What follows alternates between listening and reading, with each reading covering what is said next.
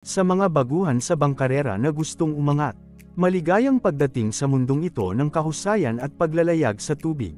Sa inyong pagpasok sa larong bangkarera, inyong naihahatid ang bagong sigla at determinasyon. Ang inyong pagnanasa na umangat at matuto ay isang matibay na pundasyon para sa inyong tagumpay sa hinaharap.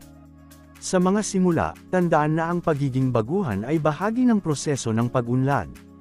Huwag matakot na magkamali at matuto mula sa mga pagkukulang.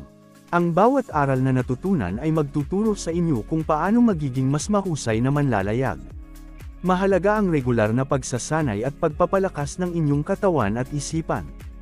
Ang disiplina sa paghawak ng bangka, ang pagtutok sa mga teknikal na aspeto ng larong ito, at ang pag-unawa sa mga diskarte sa paglalayag ay magtuturo sa inyo kung paano lumakas at bumilis sa tubig.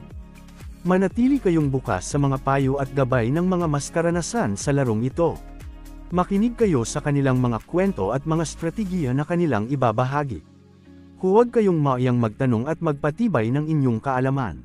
Sa bawat karera, magkaroon kayo ng determinasyon at tiwala sa inyong sarili. Ang pagtitiyaga sa pagtahak sa inyong landas ay magbubunga ng mga tagumpay. Huwag mawala ng pag-asa sa unang pagkatalo o pagkakamali. Ito ay bahagi lamang ng proseso ng pag-unlad. Sa inyong paglalakbay sa larong bangkarera, alalahanin na ang pinakamahalaga ay ang inyong pagmamahal sa larong ito.